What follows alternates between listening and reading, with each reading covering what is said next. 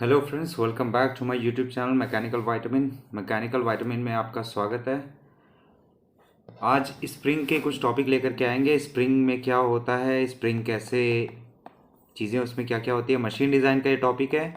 इसमें बहुत ही कम क्वेश्चन पूछे जाते हैं। आपका जहाँ तक देखा जाए यूनिवर्सिटी एग्ज़ाम में भी आपका कम क्वेश्चन पूछा जाएगा। साथ में बहुत ही कम चांसेस रहते हैं कि कहीं और से भी क्वेश्चन पूछा जाए। लाइक इंजीनियरिंग सर्विसेज और गेट में भी बहुत कम क्वेश्चन आते हैं।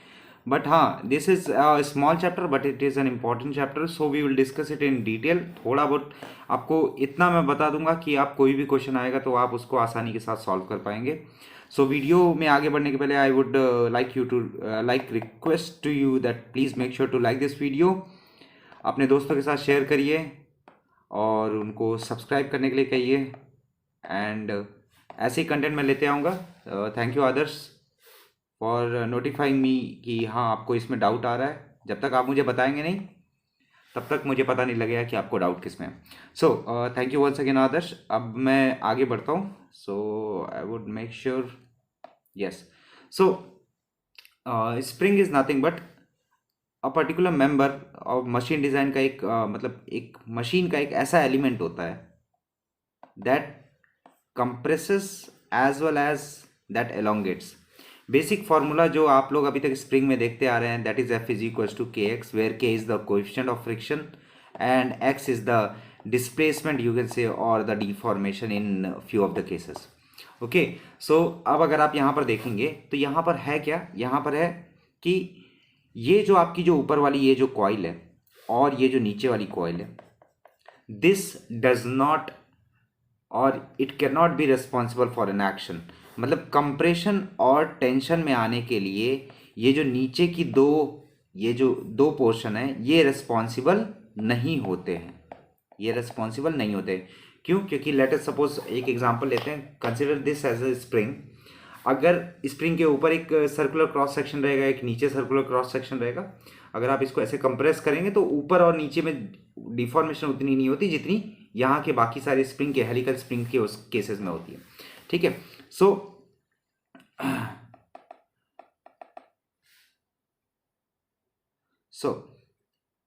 इसमें कुछ स्मॉल पोर्शंस हैं। Let us discuss them first ताकि आप लोगों को चीज़ें और ज़्यादा अच्छे से समझ में आए। सो this is nothing but wire diameter. अगर आप स्प्रिंग को ऐसे सामने से देखेंगे तो this will be this wire diameter. It is generally denoted by small D. और इसका अगर आउटर डायमीटर कंसिडर करेंगे तो ये होगा और इनर डायमीटर इनसाइड वाला होगा this one. And there will be a some mean diameter that is called as DM, you can say DM. Okay, याद रखिएगा, sorry for the external disturbance, याद रखिएगा कि ये दो पर्टिकुलर हेलिकल स्प्रिंग के बीच में जो गैप होता है that is called as pitch. This is called as, this particular thing is called as pitch. इसको हम लोग पिच कहते हैं। अगर आप जनरली केसेस में अगर आप देखेंगे तो जैसे कि आपको एक एग्जांपल देता हूँ मैं।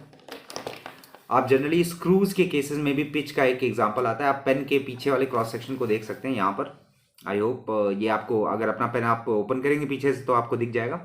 यहाँ पर एक पर्टिकुलर पोर्शन से दूसरे पर्टिकुलर पोर्शन सेम की जो बीच की जो डिस्टेंस होती है उसको हम लोग पिच कहते हैं। So this is called as pitch. ये स्प्रिंग जितने एंगल पर इंक्लाइंड है, दिस पर्टिकुलर एंगल जिस पर वो इंक्लाइंड है, this is called as alpha, और you can say this is called as helix angle. इसको हम लोग हेलिक्स एंगल कहते हैं। ओके, सो इतनी बातें, बेसिक चीज़ें क्लियर है। And we can say number of turns आप कह सकते हो, नंबर ऑफ एक्टिव कॉइल्स कह सकते हो, ऊपर और नीचे वाले को छोड़ करके। एक्टिव कॉइल्स याद रखिएगा, ऊपर और नीचे वाले की कॉइल को छोड़ करके बाकी जितने भी रहेंगे that is responsible for the tension as well as that is responsible for the compression. So अब बात करते हैं थोड़े बहुत इसके लोड्स के बारे में। तो अब आते हैं मशीन डिज़ाइन के पूरे पोर्शन पे। ये तो बेसिक स्ट्रक्चर था, ठीक है। So let me just wipe this out.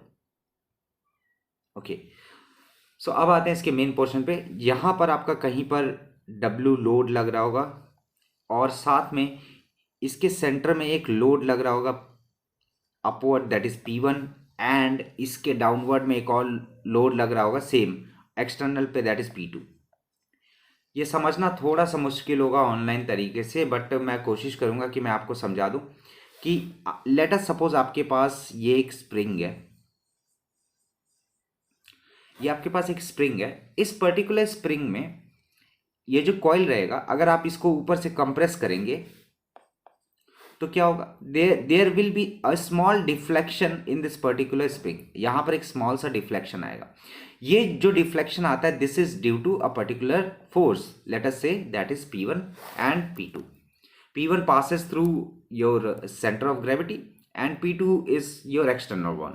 Okay, so यहाँ पर एक और टर्म इंक्लूड होगा, this is called as C, which is known as spring constant, which is nothing but a ratio of capital D by small d. Capital D is nothing but spring dia and small d is nothing but your coil diameter. ठीक है, spring dia as well as coil diameter. इसकी range जो होती है वो generally होती है 4 से लेकर के 12 तक के बीच में। याद रखिएगा, 4 से लेकर के 12 तक के बीच में जनरली सी को कंसिडर किया जाता है। सो यहाँ पर दो तरीके की फोर्सेस आएंगी। यस, यहाँ पर दो तरीके की फोर्सेस आएंगी। एक फोर्स आएगा आपका direct stress, direct shear stress, and another one will be your torsional shear stress.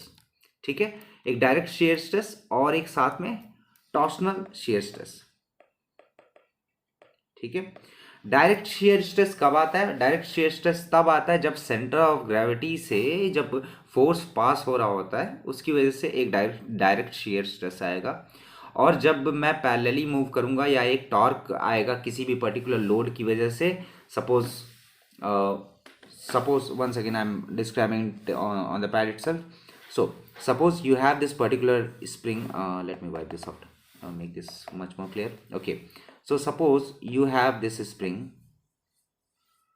Okay, आपके पास ये स्प्रिंग है। इस स्प्रिंग में यहाँ पर कहीं पर लोड लग रहा होगा W. Okay, this is your load. उसके बाद यहाँ पर कहीं कॉइल में एक लोड आएगा आपका P1, एक लोड आएगा आपका P2. So P1 and P2 will be equal to what, your W, that is for sure. ठीक है, तो एक यहाँ पर लोड आएगा, एक ऐसे लोड आएगा। सो एक क्रॉस सेक्शन पे आ रहा है और एक ओवरऑल लग रहा है। तो क्या हो रहा है, देर में भी क्या, there is a torque which is developed on the particular spring diameter. क्यों? क्योंकि कंप्रेस कर रहे हैं, फोर्स यहाँ पर लग रहा है, there is a perpendicular distance between them. अगर ये परपेंडिकुलर डिस्टेंस है तो इस परपेंडिकुलर डिस्टेंस पे कहीं ना कहीं कोई ना कोई टॉर्क लगेगा। सो फॉर दैट आपके पास दो स्ट्रेसेस आ जाते हैं। एक होता है आपका direct, another one is your torsional. ठीक है, सो डायरेक्ट की अगर मैं बात करूंगा तो हम लोग बात करेंगे किसकी, कॉइल डायमीटर के बारे में बात करेंगे। सो सबसे पहले we will discuss about direct shear stress. This direct shear stress is nothing but coil diameter को मैं ये कंसिडर कर रहा हूँ। एक second, just give me a minute, draw a circle. Okay, so this is your coil diameter, this is your coil diameter small d. इसके centre of gravity में एक पर्टिकुलर फोर्स लग रहा होगा, this particular force will be nothing but your P1. Okay, this is called as direct shear stress. तो direct shear stress की वजह से क्या होगा, that would be uniform throughout this particular section. Okay, ये तो बेसिक सी बात है। उसके बाद डायरेक्ट शेयर स्ट्रेस में जो आपका आएगा formula, that would be your load P1. P1 is nothing but equal to W. So I can write W divided by pi by 4 small d square. याद रखिएगा, small d square. So I can also write this as 4W by pi d square. This would be my tau direct, that is direct shear stress. Okay, I hope ये चीज़ आपको clear हुई होगी। Okay, ठीक है। उसके बाद अब हम आएंगे P2 और P लोड की वजह से जो भी इफेक्ट आ रहा है वो हम लोग देखेंगे कि क्या है क्या नहीं है। ठीक है, चलिए। सो अब आएगा हम लोग का torsional shear stress. Okay, just give me a moment.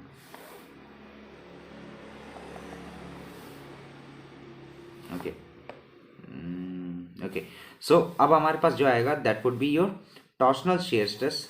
This particular torsional shear stress will be nothing but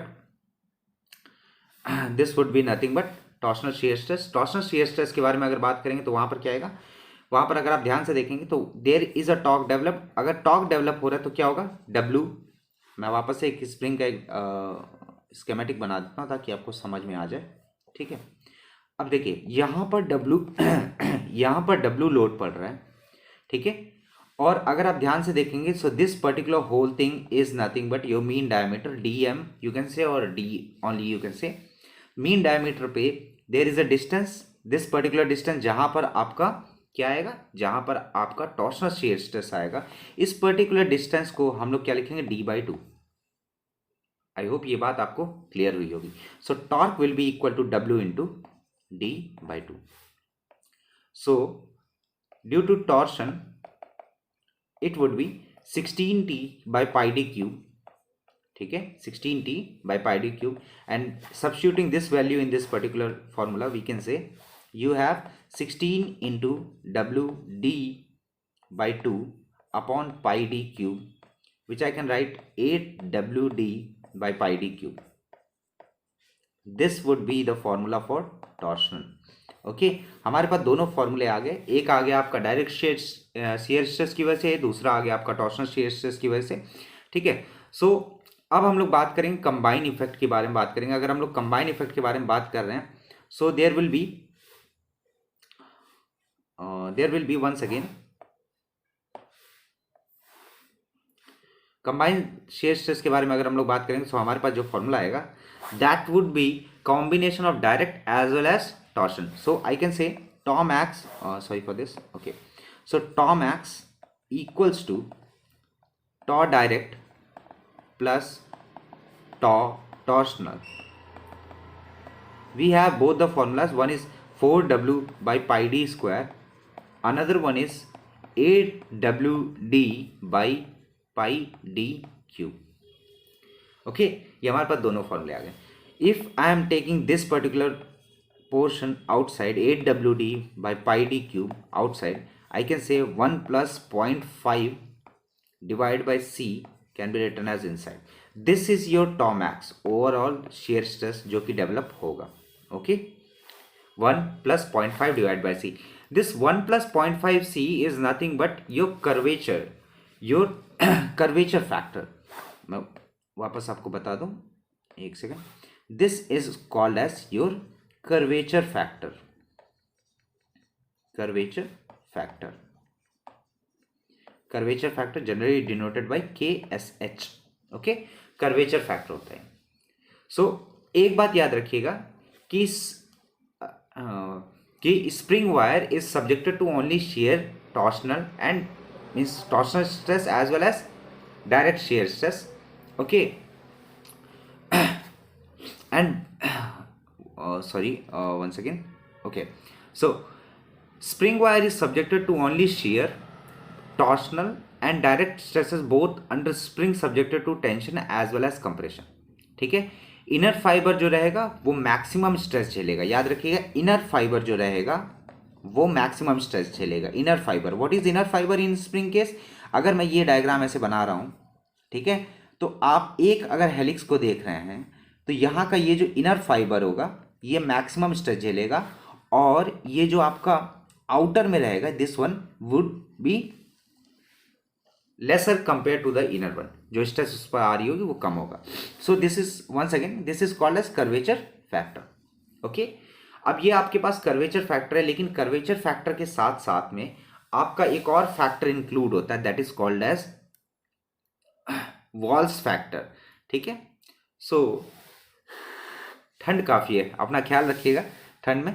ठीक है, आगे बढ़ते हैं थोड़ा सा ताकि इंटरेस्ट बना रहे. ओके, आई होप यहाँ तक आप लोगों को चीज़ें एकदम क्लियर होती चली जा रही होंगी. कुछ ज़्यादा है नहीं, देयर इज़ नथिंग. आपको केवल याद रखना क्या कि भैया एक डायरेक्ट स्ट्रेस पड़ेगा और एक टॉर्शन पड़ेगा. दोनों को हम कंबाइन करेंगे. हमारे पास जैसे ही हम कंबाइन करेंगे हमारे पास क्या आ जाएगा, हमारे पास आ जाएगा tau max आ जाएगा. And that tau max includes curvature factor as well as it will include Walls factor. ठीक है। So the Wahl's factor is nothing but, एक सेकंड दीजिए ज़रा मुझे, I think okay, where was it, yeah. So sorry, this is not as not called as curvature factor. There is a curvature factor which is denoted by, I'm really sorry, मैं वापस से आपको बताता हूँ, ठीक है, सॉरी। देखिए जो आपका फॉर्मूला आया था 8 WD by pi D cube, 8 WD by pi D cube 1 plus 0.5C, this 1 plus 0.5C is called as direct shear stress factor, direct shear stress factor, and this is denoted by KSH, direct shear stress factor. So when direct shear stress is multiplied to the curvature factor, it gives you Walls factor. याद रखिएगा, direct shear stress factor multiplied with curvature factor will give you Walls factor. तो जो इसका formula निकल करके आएगा that would be KW is nothing but 4C minus 1 divided by 4C minus 4 plus 0.615 divided by C plus 0.615 divided by C. This is called as Walls factor. तो एक दो बार question भी पूछा गया, Walls factor depends upon load, stress, torsion, shear stress और साथ में आपका spring constant as well as various things, ठीक है। तो आपको पता है कि यार ऑब्वियस बात है, सी क्या है, C is nothing but capital D by small D, this capital D is nothing but the spring diameter and small D is nothing but your wire diameter. So इतनी बेसिक बात है, तो आप लोगों को आई होप ये क्लियर हो गई होंगी। So I can write from this particular, I can write the Taumax will be equal to 8 WD by pi d cube into KW, that is Walls factor. Walls factor केवल आपका spring में ही generally use होता है, ठीक है।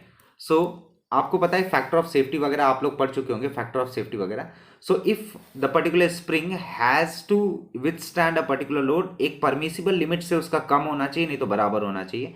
सो I can say this particular Taumax, यहाँ पर ये Taumax should be less than equal to the tau permissible. इसमें तो कुछ कहने वाली बात है ही नहीं, मशीन डिजाइन का बेसिक, ठीक है।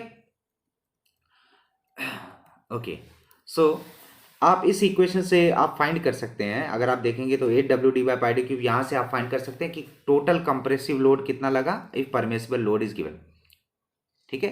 तो ये कुछ बेसिक बातें हैं।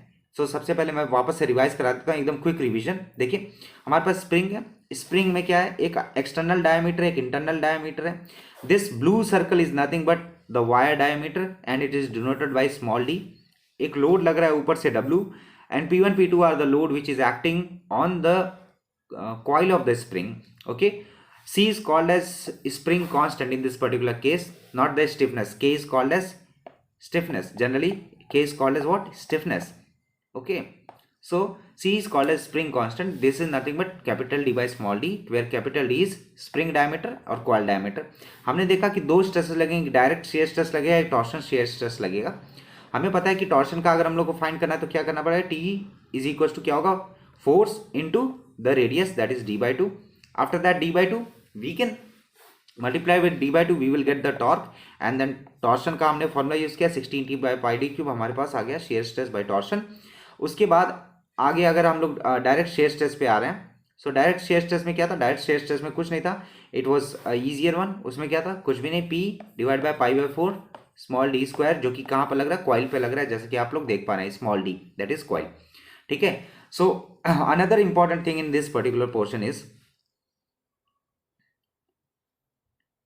ओके, यहीं पर मैं I don't want to change anything, okay hold on.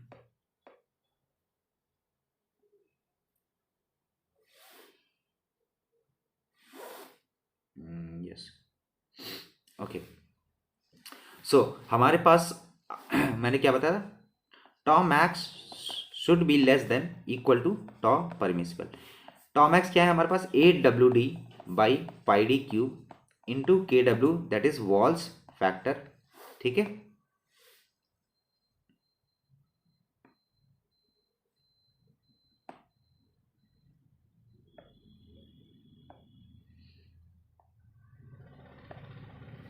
walls factor should be equal less than equal to tau permissible. Okay, so यहाँ से आप क्या फाइंड कर सकते हैं, W max which can be written as W max can be written as pi d cube divided by 8W kW, this is walls factor, multiplied by tau permissible. Okay, so this is the formula for the maximum load which can be applied on a particular spring such that spring does not break. ठीक है, अब यहाँ पर एक और छोटा सा एक और फॉर्मूला आता है, that is called a deflection and stiffness का formula in spring. Deflection and stiffness का फॉर्मूला इन स्प्रिंग. सो हमें पता है स्ट्रेन एनर्जी क्या होगी, strain energy will be half into T into theta. Strain energy याद होगा आप लोगों को. स्ट्रेन एनर्जी क्या होता है, जब आपका स्ट्रेस एंड स्ट्रेन कर्व जब बनता है. सो अगर मैं बात कर रहा हूँ पूरे के पूरे इसकी, तो मेरे पास टफनेस मिल जाता है, लेकिन अगर मैं केवल यील्ड पॉइंट तक की बात करूँ तो that gives you strain energy. So theta can be written as what, TL by GJ from the torsion equation. So I can write half T square L by G into J. Okay, T हमें पता है क्या, W into D by 2. So I can write half into W D by 2 का whole square multiplied by pi D N. याद रखिएगा pi D N. क्यों pi D N? Pi D N इसलिए क्योंकि लेंथ को हम लोग क्या लिख सकते हैं, pi D N, where N is the number of turns, where N is the number of turns. Okay, where N is the number of turns, divided by G into J. J would be your polar modulus. So what you can write, pi by 32 small D की power 4. So आपका पास जो strain energy का जो formula आएगा that would be nothing but 4W square D cube N by G D की power 4. This would be your energy U. I hope ये बात आपको क्लियर हुई होगी. इसमें कुछ ज़्यादा साइंटिफिक रॉकेट साइंस तो है नहीं, बहुत ही आसान तरीके से एनर्जी क्या आ गई, 4W square D cube N by G D की पावर 4. इसके नोट्स जो रहेंगे अगर आप कहेंगे तो मैं भेज भी दूंगा, उसमें कोई दिक्कत की बात नहीं है. ठीक है, सो कास्टिग्लियानो थ्योरम जो है हमारे पास, कास्टिग्लियानो थ्योरम जो आप लोग डिफ्लेक्शन में पढ़े होंगे स्ट्रेंथ ऑफ मटेरियल के केस में. सो अगर मुझे डिफ्लेक्शन फाइंड करना है, I have to differentiate the energy with respect to the load. So अब अगर मैं इसी इक्वेशन को अगर डिफरेंशिएट करूंगा, सो मेरे पास जो आ जाएगा वो क्या आएगा, अगर आप करके देखेंगे तो क्या आएगा, 8W D cube N by G D की power 4. This would be the deflection of spring. This would be the deflection of the spring.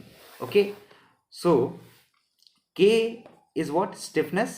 आपको अगर स्टिफनेस निकालना है कि स्टिफनेस भैया क्या होता है, क्या है क्या नहीं है, स्टिफनेस क्या होता है, अगर आप इसी फॉर्मूले को चलें F is equal to K X को लेकर के, so x will be nothing but F by K.